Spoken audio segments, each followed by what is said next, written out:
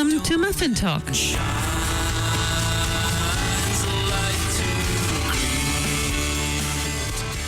Kia ora and welcome to Muffin Talk.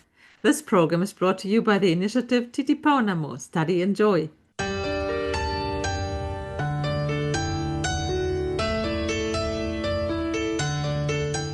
How do you define inculturation? That's a very complex question, and I'll try and answer it as simply as I possibly can. The idea of enculturation describes a double movement through which the church makes the gospel present in a culture, and at the same time, the people who are there in the culture come to the gospel with their own cultural understandings. So it becomes very complicated in the way that we worship. So, for instance, when people have a belief in a system of gods, as we do in New Zealand, for instance, in the Māori world and also in the Pacifica world, then there is, to begin with, a conflict of these two structures of deity and these two structures of belief. So when the church comes to a country or to a culture with the gospel, it also brings with it a liturgical tradition and presumptions about how God is worshipped. There it encounters cultures where they have their own understanding of God and their own ways of worshipping. And so what begins then is a process of adaptation. In the perfect world, adaptation. In the imperfect world, it becomes a matter of colonialization and takeover, where the local culture and understanding of God and the local ways of worshipping are pushed down or pushed aside, sometimes brutally, and the church, which happens to be European in this context, just simply implants itself and says, here's the real truth, here's the real church, here's the real way of worshipping. Do this, or we will punish you.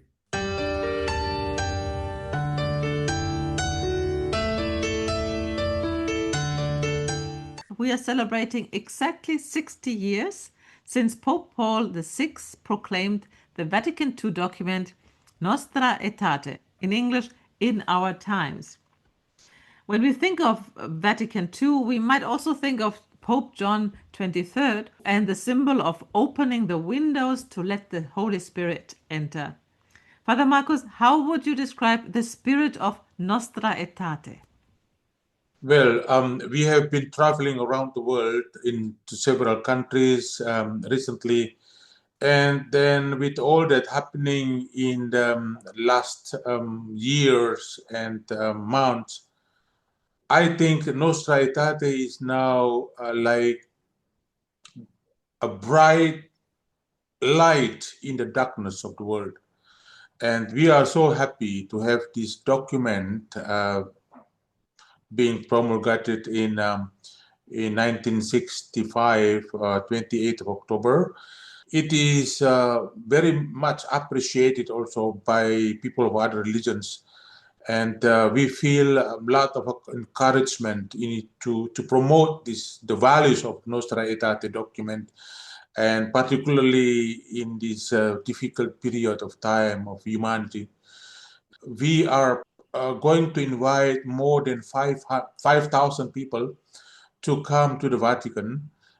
We would like to give more meaning and more importance to this document, highlighting some important points and also responsibilities for us today, for the participants, but also for people of other religions and people of goodwill, what we should do in the future based on the messages of Nostra Aetate document.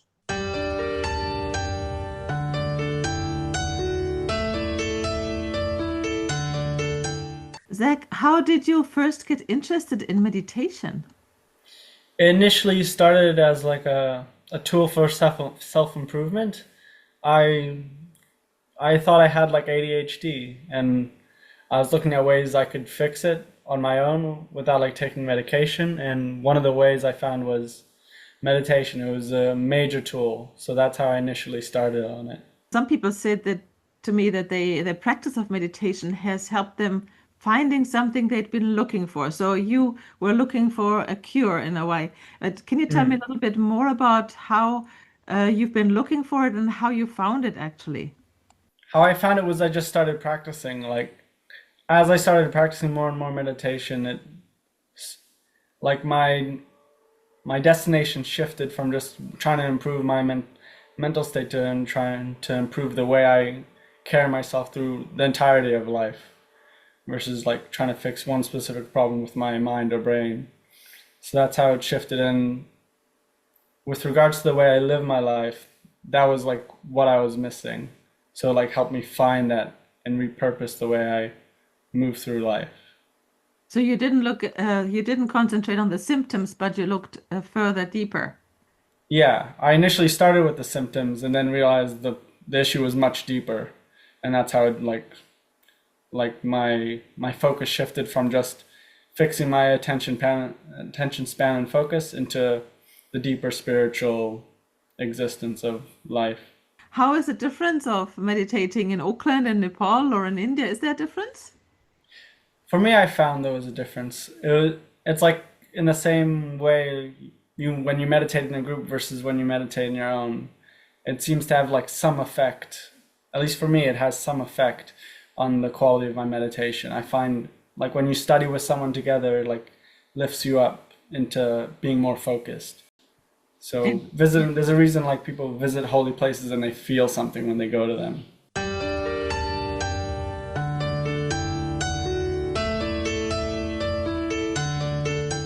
You're a practicing Baha'i and you work together with members of other faith groups in a climate action group.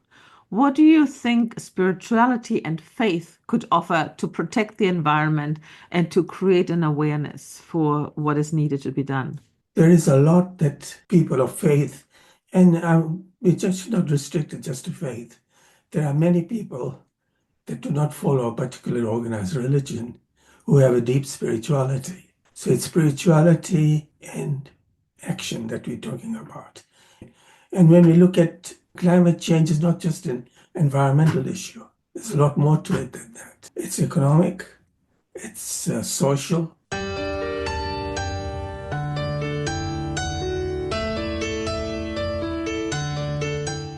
Melissa, as the Race Relations Commissioner, your role includes encouraging the maintenance and development of harmonious relations between individuals and among the diverse groups in New Zealand society and promoting racial equality and cultural diversity. So what does this mean? What means race or racial in this context? Thank you, Beata. So, great question. The race relations warrant that I hold is about promoting harmony, as you say, harmonious relations between different groups in Aotearoa, New Zealand. So race in this context would refer to the different ethnic groups who call our country home. But I should point out that beyond that, I also lead the Commission's work on Pacific peoples, migrant, refugee, and asylum seekers, ethnic and faith communities or religious communities, and also I promote the right to education. So while my main sort of focus, or my title at least, is Race Relations Commissioner, my work is actually a lot broader than that in terms of the different communities who I advocate for. So you were appointed in November 2024, which is almost exactly 1 year ago, and you were appointed Race Relations Commissioner. Now, looking back at this time and what you just mentioned, can you give us some examples of your work, what you've been achieving, what you've been experiencing? Well, I can't believe, first of all, that it's nearly been a year. I don't know if I'm allowed to say I'm new in the role anymore, but yes, it's been nearly a year. And look, in my previous work as an academic and definitely in my current role as Race Relations Commissioner, relationships are extremely important to me. As I mentioned, I advocate for a lot of communities in our country, and I want to have good relationships across a wide range of groups in our country. So I've been spending a lot of time building those relationships, going out into communities, whether that's to meet with individual groups on their own, for example, or attending different events, cultural events, ethnic celebrations, memorial days, interfaith groups, a whole host of different things, sometimes speaking at events, sometimes attending. And it's just been incredible to get out into the communities of this country and see all of the wonderful work that so many volunteers in this country do to promote harmony between groups. I was really fortunate early on in my term, the Human Rights Commission, I should say, we monitor different government responses to the United Nations conventions that successive governments have signed up to. So one of the ones that I'm responsible for is the Convention on the Elimination of Racial Discrimination. And it's New Zealand's turn this year in November to go before the UN committee and respond to that convention. So I was really lucky that I had a reason, if you like, to go out into different communities and consult really specifically on experiences of racism and discrimination in particular in this country. And that allowed me to hear firsthand from different ethnic and faith groups, how they're going, I guess, in our country and what difference I might make in terms of advocating in my role. So first time I've said it publicly, so the news is yours to break, Beata, but I'm releasing social cohesion guidelines for schools and workplaces in about a month or so. I guess promote the idea that while we recognise the different effects and impacts of overseas conflicts on groups in New Zealand, we want as best as we can to maintain harmonious relations in our country and recognise that groups here are not to blame, for example, for whatever may be happening in different foreign jurisdictions.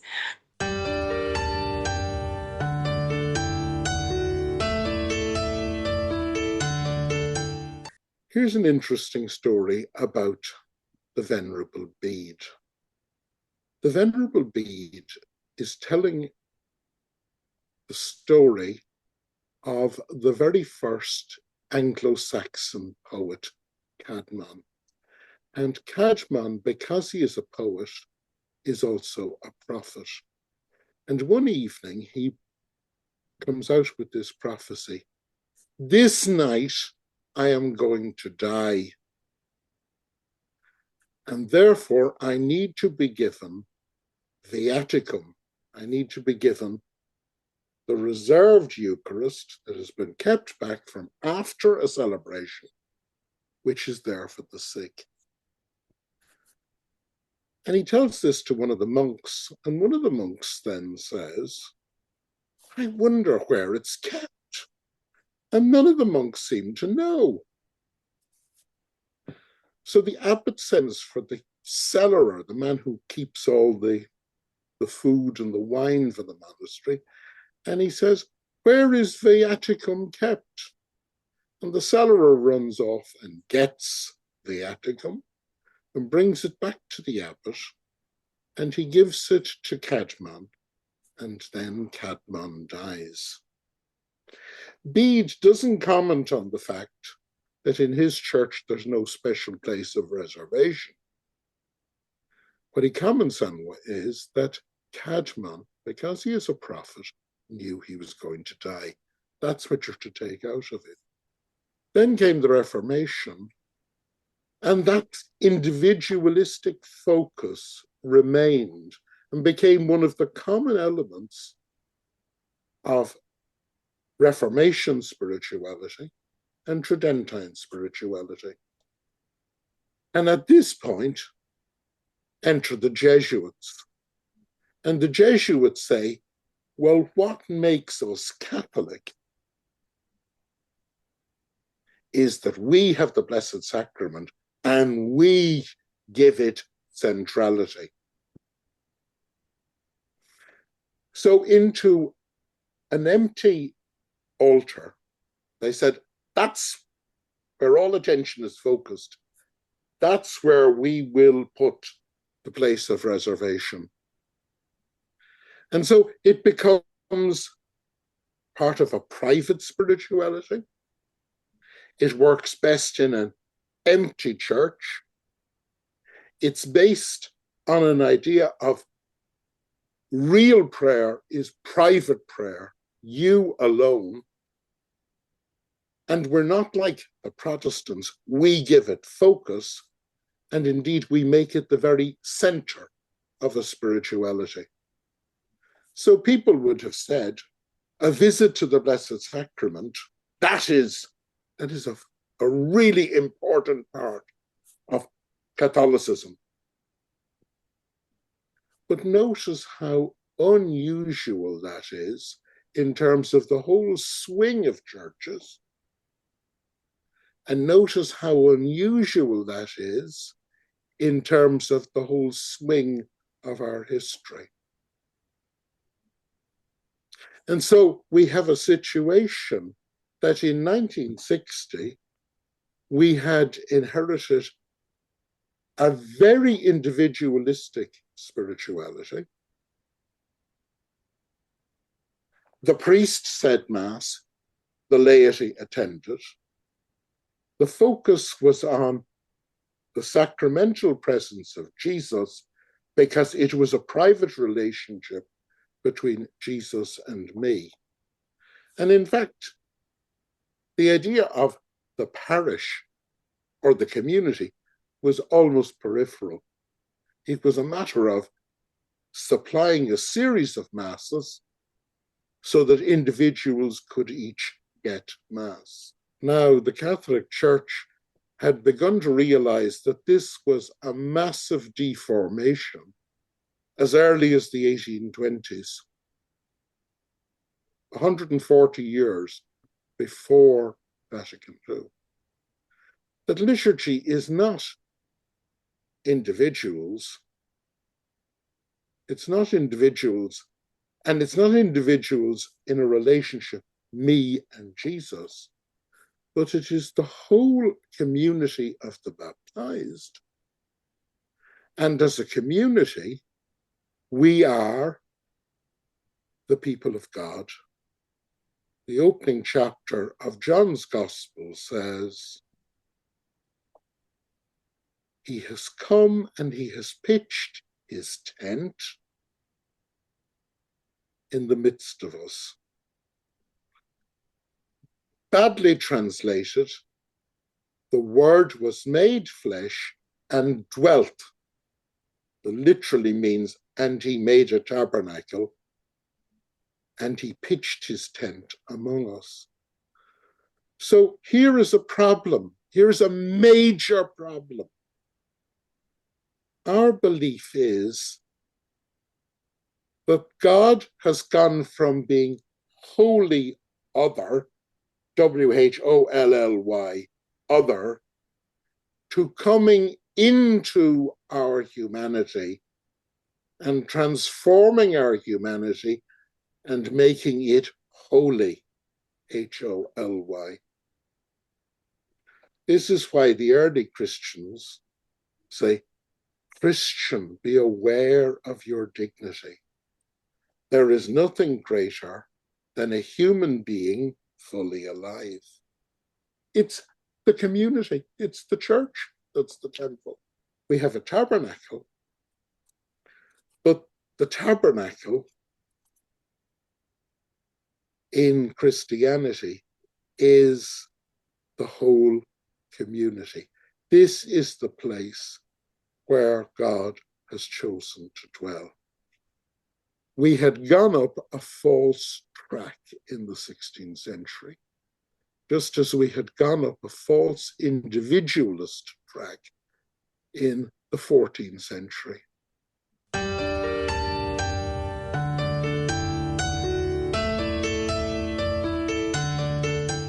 Peter, almost exactly 1 year ago, we talked about the 2023 census in New Zealand and the question of how secular Aotearoa New Zealand was.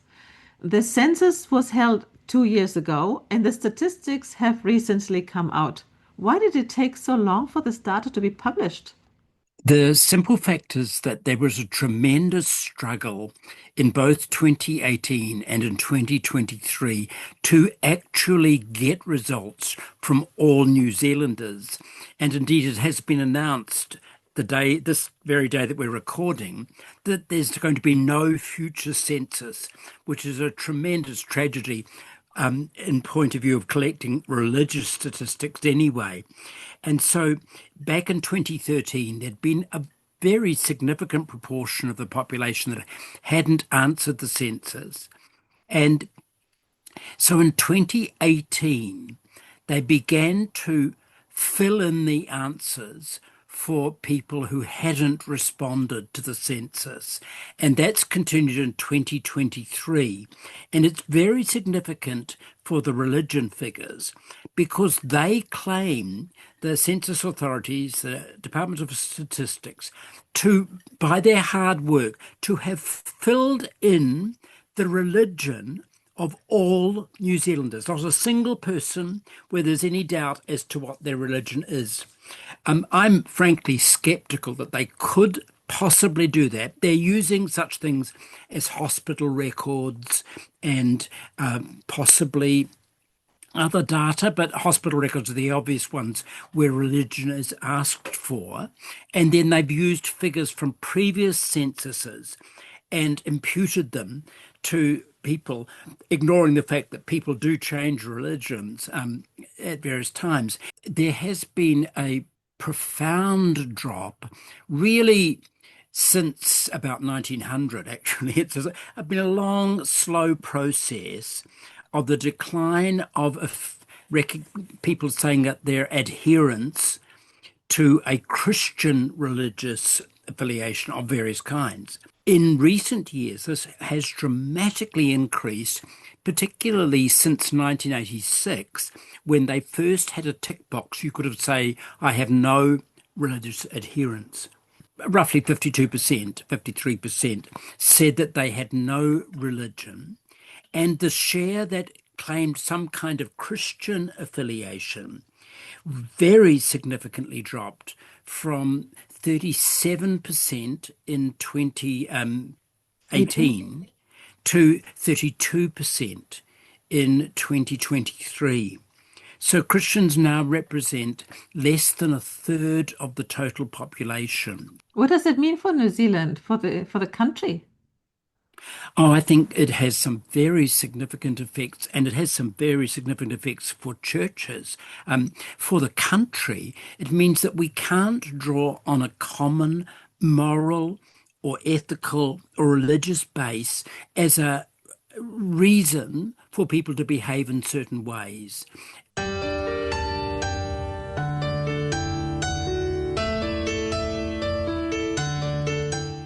My essays were centered around the whole understanding of St. Francis of Assisi. One of them was, anyways, of St. Francis of Assisi and his understanding of interconnectedness and interspirituality. And, we know the story of St. Francis, a lot of the stories of St. Francis, but in particular, the one about his encounter with the Sultan Al-Kamil. And this was during the Fifth Crusade, and the Sultan was the leader of the Muslim armies, and Francis made his way into the Muslim camp. He spent, nobody knows exactly how long, but it's about 10 days there with the Sultan, and they became friends. They both understood each other's spirituality their spiritualities was the same, even though one was a Muslim and one was a Christian. They really, as they got into discussions about what their spirituality, about the interconnectedness of all creation with God. And it really formed an alliance. And two interesting points about that. After Francis left, the war started up again between the Christians and the Muslims. And this happened in Damietta, Egypt. And the Muslim army managed to surround the Christian army and capture some 4,000 or 5,000 soldiers. Now, in that time, what normally would have happened is those crusaders, those soldiers, would have been put to death, every one of them. But the Sultan didn't put them to death. He fed them, he gave them water, and he helped them rebuild their ships and gave them safe passage to go back home to Europe. So kind of an astounding thing that happened there. Francis went back and rewrote the rules of his order to prohibit his followers, the Franciscans, from trying to convert to Muslims. He said we both believe in God and the same God. We just practice it a little differently, and I mean, nobody's wrong. And so, that's really one of the first examples of interspirituality.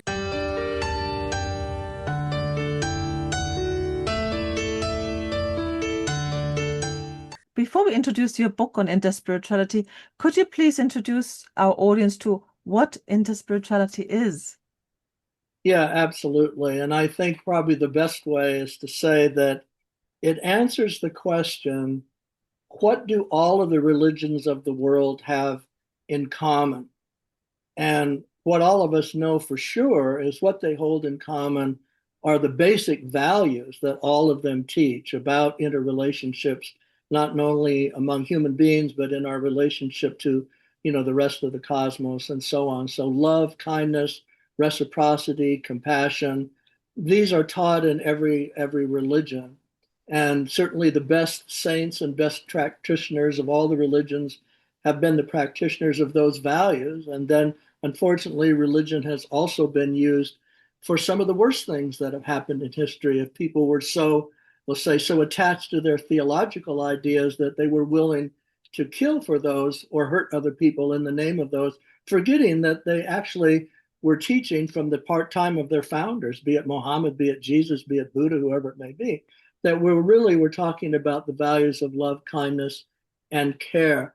So that's the first thing I'll say. But the origin of the interspiritual movement then comes really from a Roman Catholic theologian, Brother Wayne Teasdale, who actually was mentored by Cardinal George of the Diocese of Chicago.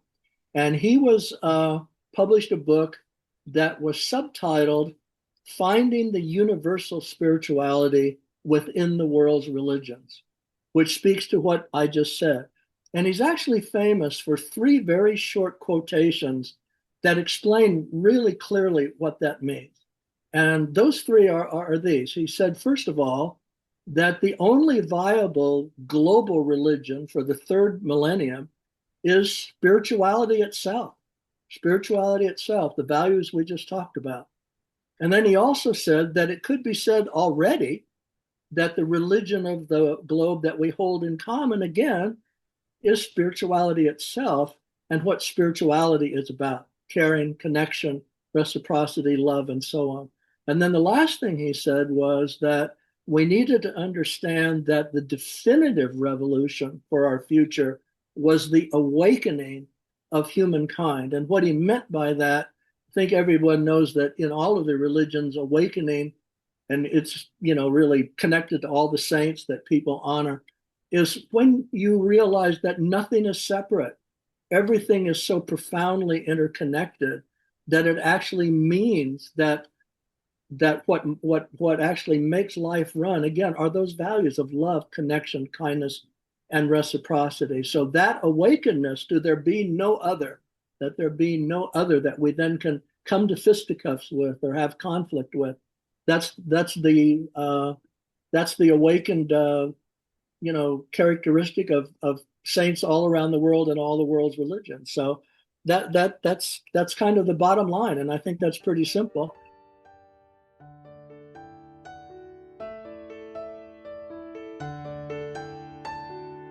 Out there, heroic peace is calling. In the bonds of love we meet. For the world, a new day dawning and shine.